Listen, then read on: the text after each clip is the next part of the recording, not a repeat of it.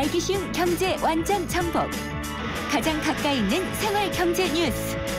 김은경의 생생경제. 금요 대기회. 생생경제 금요기회.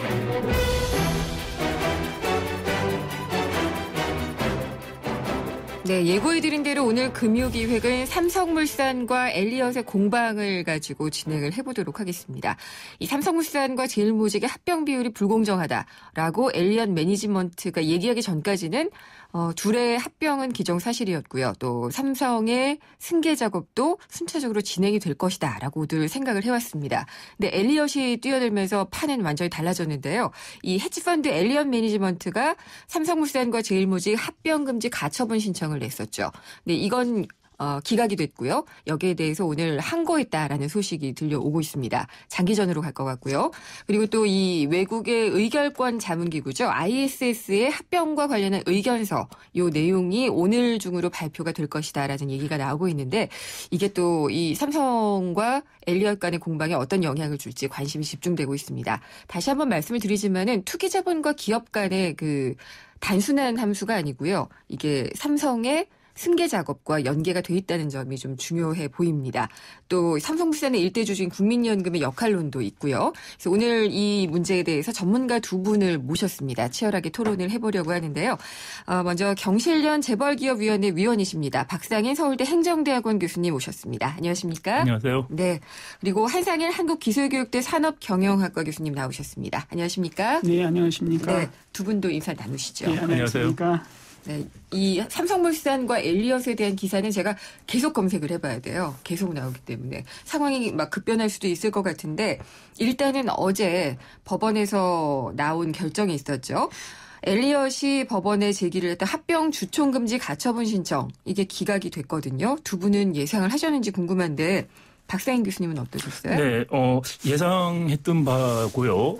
네. 사실 우리 법원이 지금까지 삼성에게 불리한 판결을 한 적이 없습니다. 그런 면에서도 그런가요? 상당히 예상이 됐던 문제고. 네. 그리고 이제 법원의 판결 내용을 보면은 합병 비율이라든지 시기, 이 목적에 대해서 불법이라고 판단할 만한 충분한 근거가 없다는 말이 됩니다. 이건 네. 다시 말하면 주총에서 사실 결정될 문제이기 때문에 법원이 주총 이전에 그것을 막을 만큼 충분한 증거가 없다라는 의미고 이것은 뭐 전문가들 사이에서 어느 정도 예상이 됐던 결과입니다. 알겠습니다. 한상일 교수님은요? 예, 일단은 이번 합병은 상법과 네. 그다음에 소위 자통법 또는 금융투자법에 따라서 이루어진 그 행동입니다. 네. 기업의 그 액션인데요. 이게 이제 문제가 되는 조항들이 예를 들자면은 자통법의 176-2조, 그다음에 다시 5조, 다시 7조입니다. 어떤 건가요? 예, 그 뭐냐면은 합병 관련해서 합병 비율을 산정하는 게 있고, 그다음에 주식 매수 선택권을 계산하는 게 있고, 그다음에 자사주에 관한 자기 주식, 자사주 또는 자기 주식이라고 하는데요. 그것에 관한 조항이 있는데 이 세 개 조항을 위반한 것은 전혀 없습니다. 따라서 법원이 판단하는 것은 이 세 개의 조항에 위반해서 이루어진 건 아니다. 따라서 합병 자체가 불법이라고 보기는 어렵다라는 걸 명확히 한 거로 보고 있습니다. 근데 어쨌든 전문가들도 이렇게 예상을 하셨고요. 이 기각 결정이 나오니까 많은 언론들이 상당수의 언론들이 다행이다. 라는 식의 논조로 많이들 보도를 하더라고요. 그래서 좀 뭐랄까 저는 좀 유보적인 판단을 하고 있어서 의문이 좀 들기는 했습니다. 근데 이 기각 판결이 그러면은 삼성물산과 제일모직의 합병에는 결국은 영향을 미치게 될까요, 아닐까요? 네, 교수님? 네, 뭐 사실 중요한 것은 이번에 그 판결을 아직 내리고 있지 않았던 KCC 의결권 행사 금지에 대한 가처분입니다. 이게 병합 심리를 했는데 여기에 대한 판단을 일단 유보를 법원이 해서 그 결정이 사실 중요할 것 같고요. 왜냐하면은 한 6% 정도의 자사주를 KCC에게 우호 지분으로 매각을 했는데 이것의 위법성은 좀 더 다퉈볼 여지가 있습니다. 예를 들어서 KCC가 제일모직의 주요 주주이기 때문에 이해상충이 생길 수 있는 주요 주주에게 팔았다는 것도 이 형식법적인 면에서도 상당한 논란의 여지가 있어서 법원의 판단이 어떻게 될지 좀 지켜봐야 될 문제고요. 그렇다고 하더라도 이게 자사주 의결권에 대해서 법원이 삼성 물산 제일모직 편을 들어준다고 하더라도 17일 주총회까지 네. 이게 가는데 삼성물산과 제일모직의 합병이 승인되는 것이 순조롭게 갈 것이냐. 네. 거기에 대해서는 저는 꼭 그렇지 않다는 생각을 가지고 있습니다. 알겠습니다. 그 얘기는 또 구체적으로 해보도록 하고요. 한상일 교수님은 그러면은 이 기각 판결 자체는 삼성물산과 제일모직 합병에는 영향을 미칠까요? 어떨까요? 제가 보기에는 상당히 강한, 적어도 국내 기관 투자자에게는 상당히 강한 영향을 미칠 것이다. 심리적으로요? 심리적으로뿐만 아니라 이것을 적법하다고 법원이 판단을 했기 때문에 네. 일단은 적법성은 통과를 한 겁니다. 네. 그러면 이제 경제적 이익이 근거해서 판단할 수가 이제 해야 되는데 기관 입장에서는 지금 현재 주식 매수 청구권 가격인 그 5만 7천 원대보다 네. 정확히는 5만 7,234원인데 이 가격보다 상당히 높은 수준에서 가격이 형성되고 있기 때문에 네.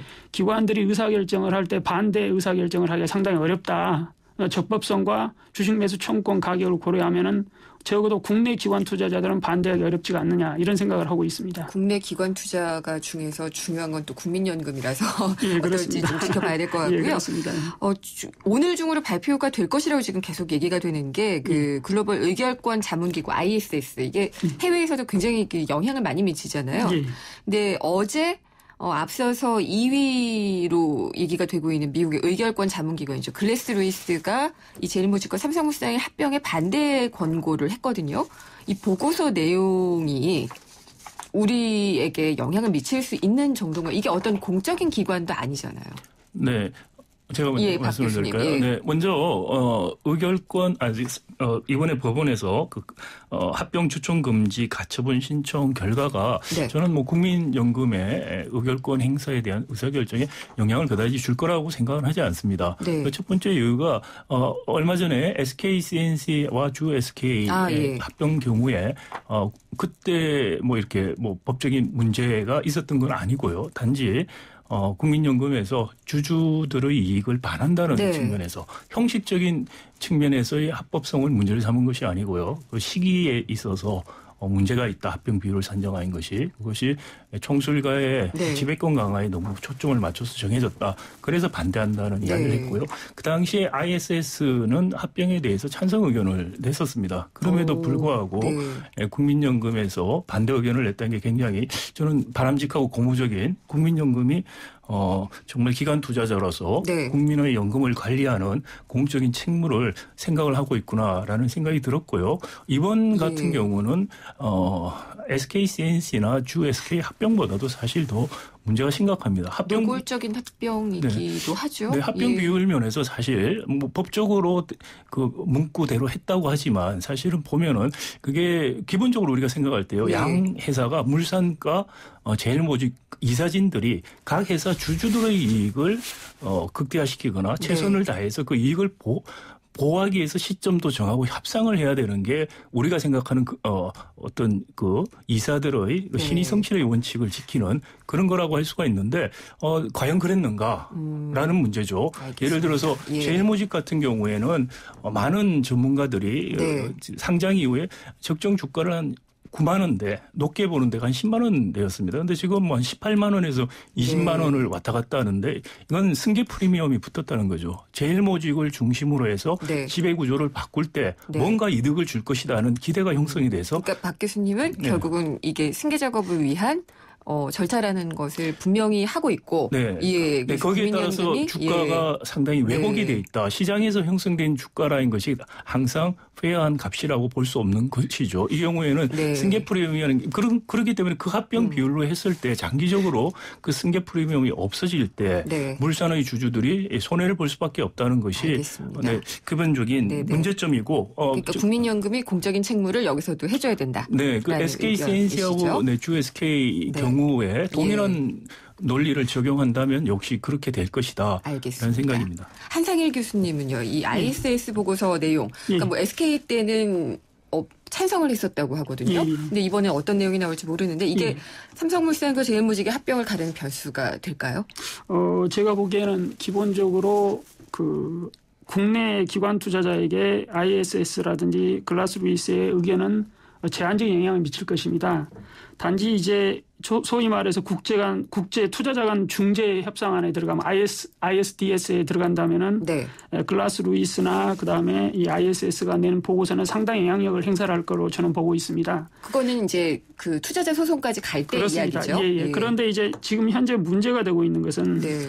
삼성물산이 제일모직과 합병을 발표한 날 직전일 날 그 삼성물산이 가지고 있는 삼성전자의 주식의 시가총액이 9조가 넘어가고 있습니다. 네. 근데 문제는 그날 당일날 삼성물산의 시가총액이 약 8조 8천억 원입니다. 그래 전일 기준으로 본다면요. 그래서 이제 이거 가장 이게 큰 이슈가 되는 겁니다. 그래서 그 소위 말해서 엘리엇이 주장하는 것도 보유하고 있는 삼성전자 주식만 해도 9조가 넘어가는 상황인데 어떻게 시가가 8조 8천억에 형성된 시가가 정상적인 것이냐. 네. 따라서 이것은 합병 비율 산정에 있어서 심각한 왜곡이 있었다. 엘리엇이 주장하는 바는 뭐냐면 삼성물산이 만약에 상장사가 아니었다면은 1대 0.35대 1이 나올 수가 없다.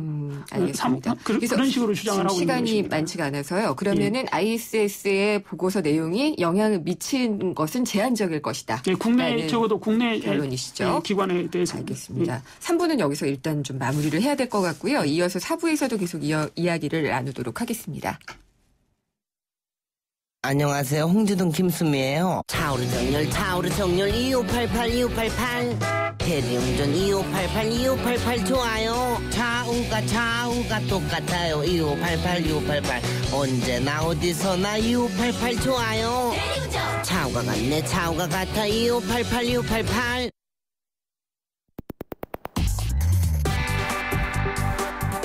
어려운 경제학은 가라. 귀에 쏙쏙 들어오는 김인경의 생생경제.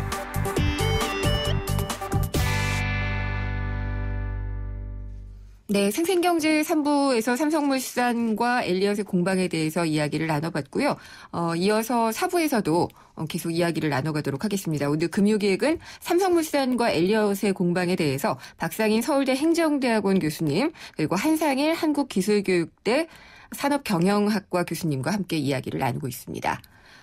계속 이야기를 나눠볼까요? 그러면은 지금 일단은 그 절차가 진행되고 있는 걸 이야기를 나눠봤고, 기각에 대해서는 어느 정도 다들 인정을 하시는 걸로 저희가 봤습니다. 근데 이게 합병 비율을 이야기를 하면서 나오는데, 이게 엘리엇이 사실은 왜 삼성에 대해서 이 합병 비율을 들어서 이렇게 장기전으로 나올까라는 부분이 또 궁금해지거든요. 이번에는 한상일 교수님한테 먼저 좀 여쭤볼게요. 예. 일단은 그 미국의 그 증권 또는 상법 체계가 그걸 좀 감안할 필요가 있습니다. 네. 그래서 미국에서 그 일반적으로 합병을 하는 경우에 그 적정 가치를 산정함에 있어서 가격을 가지고 산정하는 게 1차적인 원칙일 것입니다. 네. 그렇지만 가격 자체가 충분히 가치를 반영하지 못하는 경우에는 추가로 보상을 해주는 경우를 인정을 하고 있습니다. 즉 말하자면 미국 법체계라든지 일반 증권법 체계에서 합병 관련해 가지고 제가 보기에는 엘리엇이 자기들이 추가로 보상을 받을 수 있는 여지가 있다. 이렇게 보고 이제 제가 보기에는 합병에 반대를 하고 있는 걸로 저는 판단을 하고 있습니다. 결국은 그러니까 이 공방을 통한 차익을 노리고 들어오는 것이다. 예, 그렇습니다. 그런데 이제 문제는 뭐냐면은 현재 삼성의 사업 구조로 본다면 삼성물산은 잘 아시다시피 건설 중심이지 않습니까? 그다음에 이제 제일모직은 앞으로 향후에 그 바이오 BT 쪽으로 지금 나가려고 하고 있단 말입니다. 네. 그래서 BT 쪽은 지금 그 주가가 상당히 그 수익성에 비해서 높게 형성되는 경향이 있습니다. 네. 그런데 건설업의 경우에는 상당히 낮게 형성되는 경향이 있습니다. 그러니까 결국에는 지금 현재 삼성물산에 대한 시장에서 형성되는 가격이 적정했냐에 관한 공방이 될 건데. 그러면은 정말 그거는 말초적이라고 해야지 되나요? 굉장히 작은 이유거든요. 근데 엘리엇이 들어온 이 싸움은 굉장히 비용도 많이 들고 시간도 많이 들 텐데요. 그런데 예를 들자면 엘리엇이 주장하는 것처럼 약간 오히려 거꾸로 엘리엇은 지금 반대 비율을 주장을 하고 있습니다. 그렇기 때문에 삼성물산의 자산 가치를 기준으로 한 합병 비율 산정을 주장하고 있는 것이죠. 그런데 반대로 삼성물산의 경우에는 현재 제일모직과 합병할 때 소위 말해서 시가총액을 기준으로서 합병을 한 거로 볼 수가 있습니다. 그러면 여기서 엘리엇의 주장에 따라서 적정 가치가 네. 가격 이외의 부분에서 반영될 수 있는 여지가 있냐 없냐가 제가 보기에는 향후에 ISDS 쪽에서 상당히 논점이 될 거라고 저는 보고 있습니다. 아, 되게 오래 갈 걸로 보고 계신 그렇습니다. 거군요. 예, 예. 네. 그러면은 박사인 교수님께 좀 여쭤봐야 될 것 같은데요. 이 엘리엇이 뭐 겉으로는 합병 비율을 들고 나왔거든요. 근데 알고 보면은 삼성의 승계를 반대하는 거냐 아니냐 뭐 이런 문제까지도 지금 나오고 있는데 어떻게 보시나요? 네, 헤지펀드가 단기적으로 투자를 해서 이윤을 많이 내고 이렇게 빠지는 그런 그렇죠. 행태를 보통 보이고 있고요. 그래서 장기 투자를 한다고 볼 수는 없을 것 같고 특정하게 이게 돈을 벌 수 있는 기회가 있을 때 들어온 것입니다. 네. 특히 이제 액티브한 이 행동주의 헤지펀드들 같은 경우에 최근에 기업 지배구조 개선을 통해서 또 수익을 올리고 그게 또 기업 지배구조가 개선됨으로써 경제에도 긍정적인 영향을 미친다는 그런 연구들이 있습니다. 그래서 헤지펀드가 돈을 번다는 것 자체가 꼭 나쁘다 이렇게 먼저 생각하면 안 된다는 것이고요. 아, 예, 그건 그렇죠. 네, 그리고 두 번째는 물론 이거 헤지펀드가 미치는 사회적인 영향력을 우리가 판단을 해야지 거기서 돈을 벌었다 안 벌었다가 중요한 판단의 근거는 아니다는 말씀을 먼저 드리고 싶고요. 네, 그리고 한 교수님 말씀하신 그 ISS 보고서 국내 기관 투자자들에게 영향을 저는 많이 미칠 거라고 생각을 합니다. 네, 특히 이제 국민연금 같은 경우에 SK CNC하고 GSK 합병해서처럼 ISS 보고서와 반하게 주주들의 이익을 위해서 행동을 했는데 ISS 보고서마저 이게 합당치 않다고 말할 때 반대하기는 어려울 것이다라는 생각이 들고요. 그다음에 주총에서 말입니다. 네. 그리고 이게 외국인 투자자들 우리 엘리엇을 제외하고도 한 27% 주식을 갖고 있는 이 외국인 투자자들의 의사결정에 상당히 영향을 줄 수 있다. 그래서 이게 그 ISS의 보고서가 주총 17일 주총에서 합병 승인 여부에 상당한 영향력을 미칠 수 있다라는 생각이 듭니다. 그래서 말씀하신 데 다시 돌아가서 엘리엇이 들어온 이유는 그러면 무엇이냐. 지금 우리 특수성이 있는 거죠. 재벌 승계, 세습이라는 특수성 그리고 우리 재벌의 지배구조 자체가 아주 취약하다는 그 특수성에 의해서 엘리엇이 이렇게 들어와서 치고 돈을 벌 수 있는 기회를 만들어줬다는 것이죠. 그러면 엘리엇은 이게 취약하긴 하지만 재벌의 승계가 안 이뤄진 적은 없었고 이뤄질 걸로 보고 있는 거네요. 엘리엇이 이야기하는 것은 제가 제 입장에서 판단하기에 엘리엇이 주장하는 많은 부분들이 사실 동의할 수 있는 부분들입니다. 우리가. 그럼에도 불구하고 엘리엇이 삼성물산의 대주주가 되어서 지배구조를 개선시키고 장기적인 그런 효과를 위해서 들어왔느냐 그렇게 보지는 않습니다. 엘리엇이 생각하는 건 제일모직과 삼성물산의 기업 결합은 이재용 부회장으로 승계를 위해서 삼성그룹이 어떻게 하든 울며 겨자 먹기식으로 할 것이다. 그 약점이 있기 때문에 늘 물고 늘어지면 늘어질수록 자기들이 많은 이익을 올릴 수 있을 것이다라는 가정에서 하고 있다고 저는 생각이 되고요. 그런 의미에서 17일 주총에서 이번 합병이 무산되는 것이 사실은 국민 경제와 그리고 엘리엇이 외국 자본이 손쉽게 돈을 버는 것을 막는 일거양득의 효과가 있는 것이 아닐까 생각이 됩니다. 근데 저는 국가 경제, 국익 이야기가 여기서 꼭 나와야지 되느냐 이 부분에도 사실은 좀 의문이 많이 있거든요. 한상희 교수님은 어떠세요? 국민연금의 의결권 전문위원회는 국익을 논하기 전에 가장 중요한 게 뭐냐면 국민연금의 가치를 극대화하는 것입니다. 수익성을 극대화. 그렇습니다. 그러면 우리가 이제 수익성을 극대화하는 전략이 무엇이냐를 논해야 되는데 예를 들자면 지금 현재 그 합병에 반대하는 경우와 합병에 찬성하는 경우로 나눌 수가 있을 것입니다.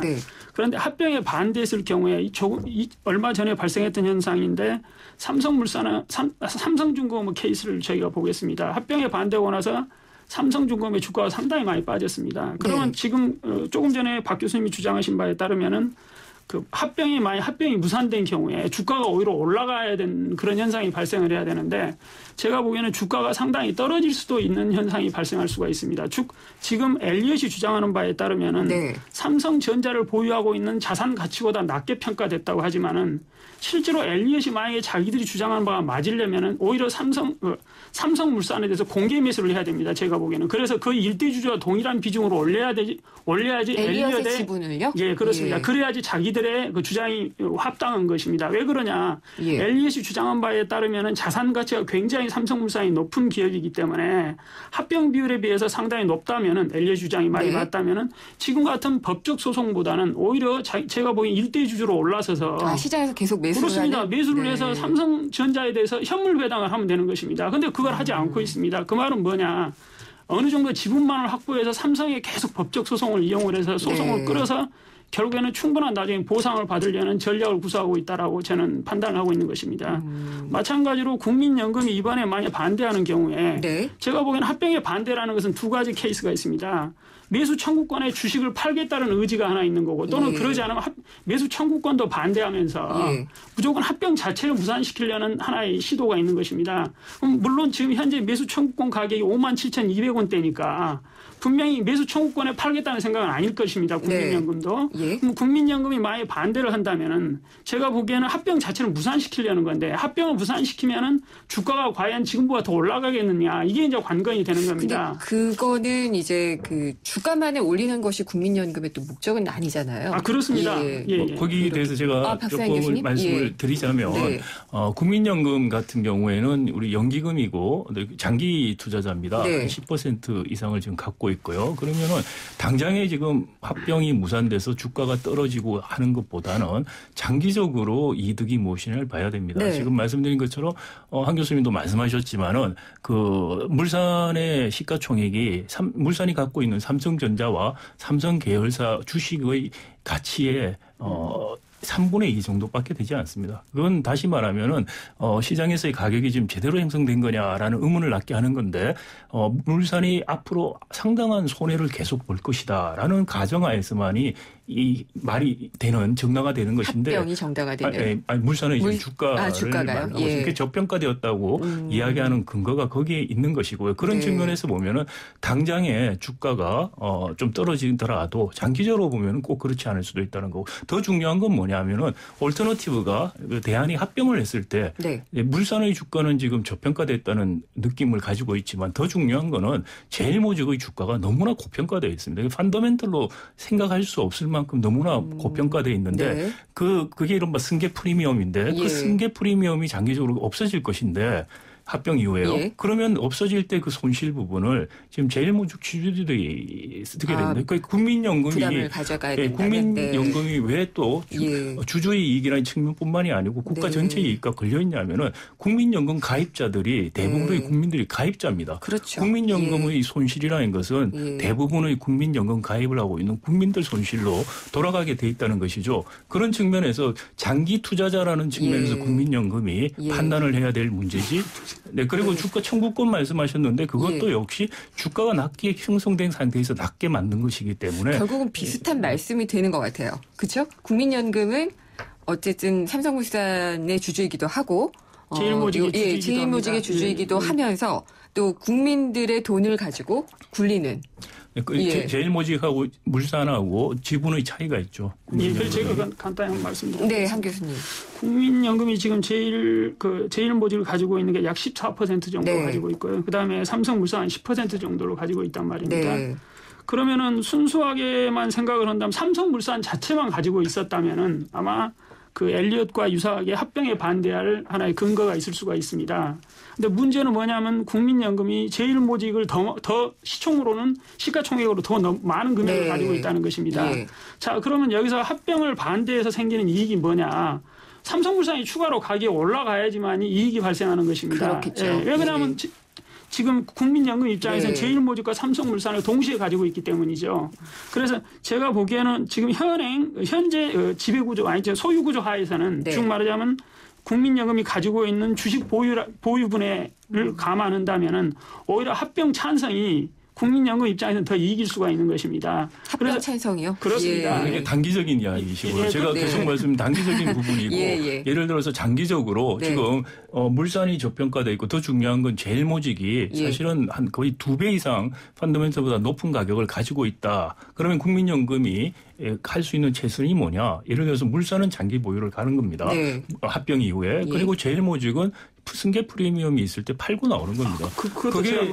그게 국민연금 입장에서 국민연금 가입자의 자산운용에 이제 여기서 한 가지 박 교수님이 한 가지 간과하신 게 하나 있는데 최근에 주가가 올라간 걸 보면은 제일모직만 올라간 게 아니고 BT 쪽은 다 올라갔습니다. 바이오 제약 쪽이 다 올라갔습니다. 즉 말하자면 제일모직이 삼성 바이오로직스를 가장 크게 가지고 있는 대주주입니다. 따라서 그 가격이 반영됐다고 해석을 할 수도 있는 것입니다. 그런데 지금 뭐냐면 박 교수님은 하나의 그 경영권 프리미엄이 작동했다라고 해석을 하는 거고 저 같은 경우는 그게 아니고 최근에 BT 쪽이 올라가면서 그게 반영된 거라고 해석할 수도 있다. BT가 올라가서 것입니다. 말씀하신 거는 지금 애널리스트들이 지금 분석가들이 이미 반영해서 적정 주가를 이야기할 때 들어가 있습니다. 알겠습니다. 그리고 바이오로직스 같은 경우에는 지금 흑자를 내고 있고요. 앞으로 대규모 투자가 필요합니다. 그래서 이 사업성이라든지 전망에 대해서 굉장히 불확실성이 높고요. 그래서 이제 지금 애널리스트가 말하는 것은 지금 한 교수님 말씀하신 것을 이미 반영한 것이고 그럼에도 불구하고 그렇게 격차가 나는 것은 우리가 승계 프리미엄으로 해석할 수밖에 없다는 거죠. 여기서 이 얘기는 좀 마치고 가야지 될 것 같고요. 그러면은 합병이 될 것이냐 말 것이냐는 17일 날 주총장에서 일단 표대결을 하게 될 것이거든요. 이걸 어떻게 보시는지 한상희 교수님께 먼저 여쭤볼게요. 일단은 지금 삼성이 확보하고 있는 우호 주주? 우호 주주 비율이 약 한 40% 가까이 이르고 있습니다. 제가 파악한 바로는. 그다음에 엘리엇이 확보하고 있는 게 제가 보기에는 약 20% 가까이 나올 겁니다. 그래서 거의 백중세다. 현재 상황으로는 제가 보기에는 예단하기는 힘들다. 단지 이제 조금 전에 박 교수님 말씀하신 것처럼 소위 말해서 KCC의 매각한 주식을 어떻게 결정하냐가 상당히 중요한 결정 인자가 될 것이다. 저는 이렇게 보고 있습니다. 그러면 하여튼 팽팽할 것이다. 일단 예단하기 어렵다고 얘기를 하셨고요. 박상인 교수님은요? 네, 제가 보기에는 ISS 결과가 어떻게 나오는가가 일단 중요하고요. 그다음 국민연금이 어떻게 결정하느냐가 중요하는데 47% 정도가 있어야지 지금 예상하기로 의결이 됩니다. 왜냐하면은 과반수의 3분의 2가 찬성을 하는 요건이 있습니다. 그래서 보통 한 70%가 참석하고 3분의 2에서 한 47%를 생각하는데 말씀하신 것처럼 엘리엇 같은 경우에는 23% 말씀하신 데서도 3% 정도 삼성은 한 7% 이렇게 되는데요. 그래서 예단을 하기 힘듭니다만은 쉽진 않을 것 같다. 저는 이게 무산이 되는 것이 우리 기업 지배구조 지금 세습을 통해서 지금 승계를 하는 과정에서 이런 비정상가 무리가 있어서 이를 벌어진 사단입니다. 이번 일을 계기로 해서 이런 비정상적인 꼼수를 쓰는 그런 세습들이 더 이상 통하지 않는 사회가 되는 계기를 만들어야겠다. 박 교수님 말씀에는 그러면은 결국 이 합병은 무산이 되어야 한다는 당위도 들어있는 것 같은데 맞나요? 네, 그렇습니다. 네, 한상희 교수님. 지금 우리나라 상법은 일반적으로 주주평등의 원칙 하에서 만들어져 있습니다. 그런데 외국 사례를 보면은 경영권 프리미엄을 많이 줍니다. 즉 그걸 포이즌 필이라는 독약 처방이라고 그러는 건데요. 이런 것처럼 예를 들자면 경영권을 장악한 지배주주한테는 예를 들자면은 그 사람이 가지고 있는 그 사람한테 한 주당 예를 들자면 여러 주를 준다든지 또는 의결권을 여러 개를 준다든지 이런 게 많습니다. 그래서 결국에는 경영권을 보호해 주는 게 예를 들자면 미국 델라웨어의 주라든지 그런 여러 주들이 그런 조치를 시행을 하고 있습니다. 경영권을 무조건 경영을 잘하고 있다고 전제하면서 보호해 줄 수는 없는 거잖아요. 그건 맞는 말씀이죠. 맞는 말씀이십니다. 그러니까 결국에는 제가 보기에 우리 사회에서 이건희 회장 일가들이 어느 정도 업적을 이뤘냐가 중요한 것 같습니다. 그런데 이거는 제가 좀 끼어들어서 죄송하긴 하지만은 이 문제는 이건희 회장에서 이제 이재용 부회장으로 가는 거기 때문에 이재용 부회장에 대한 평가가 필요할 것 같아요. 그런데 이건희 회장의 업적은 어느 정도 사람들이 경제적 업적은 다 인정을 합니다. 단지 이제 이재용 부회장이 지금 업적을 낼 것이냐 안 낼 것이냐는 우리가 미래는 모르는 것입니다.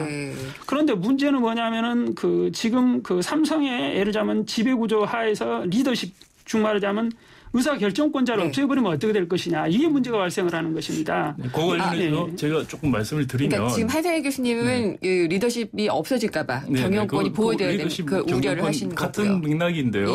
지금 우리 사회의 가장 큰 근본적인 문제가 우리가 재벌 주도 정부 주도 재벌 중심 성장을 하면서 개발도상기 때는 재벌의 이익과 국민경제 이익이 어느 정도 일치되는 부분이 있었습니다. 그런데 지금에 와서는 재벌 총수의 일가의 이익과 국민경제의 이익이 첨예하게 달라지고 있습니다.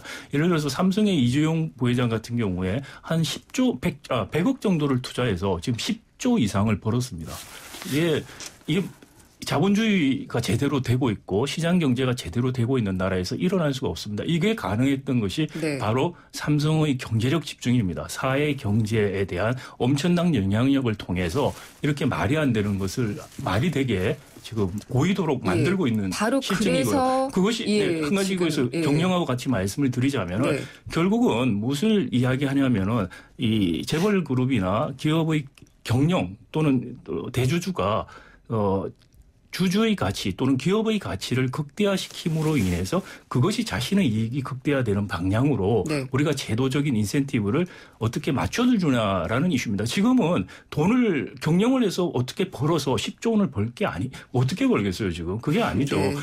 단지 세습이라는 과정을 통해서 그전에 있었던 CB라든지 BW라든지 상장이라든지 상장 프리미엄을 통한 M&A라든지 이런 관행들이 있다면은 총수일가 입장에서도 경영을 잘하는 경영자가 물론 가족의 일원일 수도 있고 한마디 하겠습니다. 가족의 일원일 수도 있고 가족의 일원일 수도 있고 총수일가일 수도 있는데 그것이 경영을 잘할 사람한테 경영을 맡길 유인이 없어지는 겁니다. 한상희 교수님께 발언권을 드릴게요. 우리나라 상속세제가 어떻게 돼 있냐가 실제로 많이 문제가 됩니다. 그런데 우리나라 상속법은 기본적으로 그 경제개발이 되기 전에 만들어진 골간을 계속 유지하고 있습니다. 그런데 미국 같은 경우는 예를 들자면 신탁제도라든지 이런 공익기관이란 이런 걸 통해서 다양하게 경영권은 지배를 하되 소위 말해서 소유권은 사회가 많이 가져가는 그런 시스템으로 만들어져 있습니다. 그런데 우리나라 같은 경우 그런 제도가 충분히 지금 정비가 안 돼 있는 상황인데 예를 들자면은 지금 이번에 만약 이건희 회장께서 만약에 나중에 어떤 일이 생기신다면은 아마 제가 보기엔 상속세가 5조에서 6조가 나올 것입니다. 그런다면은 우리가 그 상속세가 충분하냐? 예를 들자면 우리가 삼성이 기업 활동을 해서 우리 국민 경제에 얻었던 그 노고가 뭐고 우리가 투입했던 게 뭐고 우리가 얻었던 게 뭐냐를 많이 생각할 수가 있을 겁니다. 근데 여러 가지 상속세 부분도 있고 또 삼성이 냈던 부가가치세라니 법인세라니 여러 가지가 있겠죠.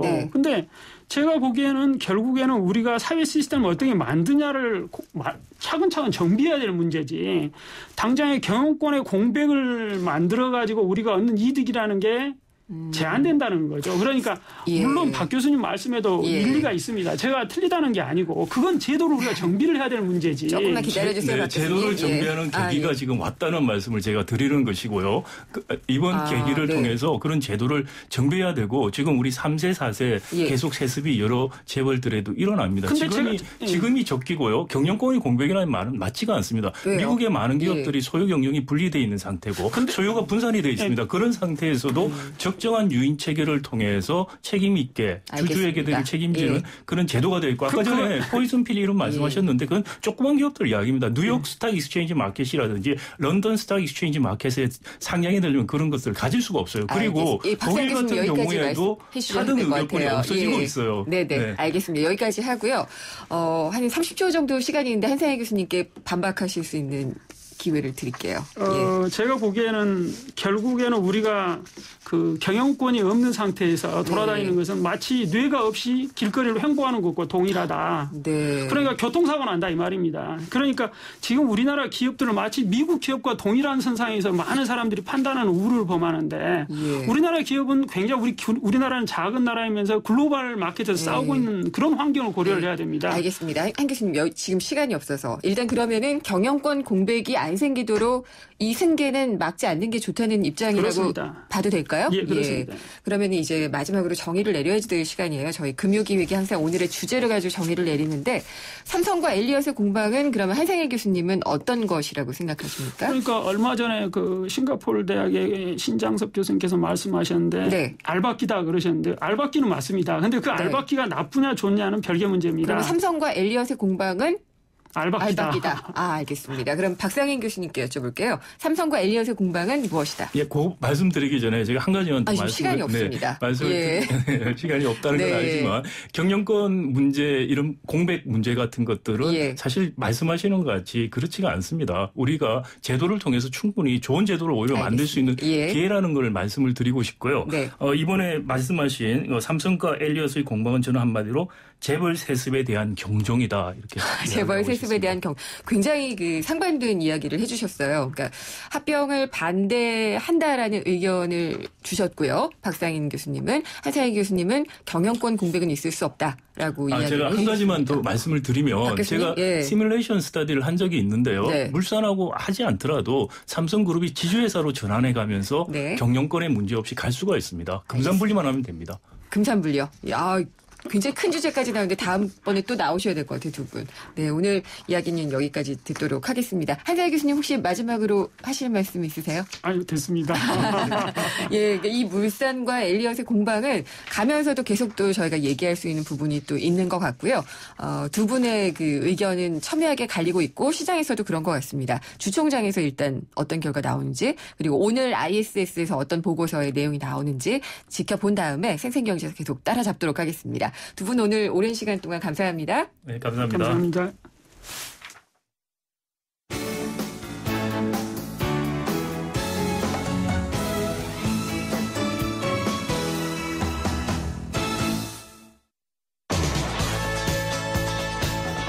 네, 김은경의 생생경제 4부 포스코와 함께 하셨습니다. 오늘 경제상식 퀴즈 내드렸죠. 삼성물산과 엘리엇의 공방. 이 엘리엇은 어떤 존재였냐면요. 헤지펀드였습니다. 정답은 2번 헤지펀드고요. 준비한 선물 받으실 분은 4269님 외 9분이고요. 제작진이 따로 연락드리겠습니다.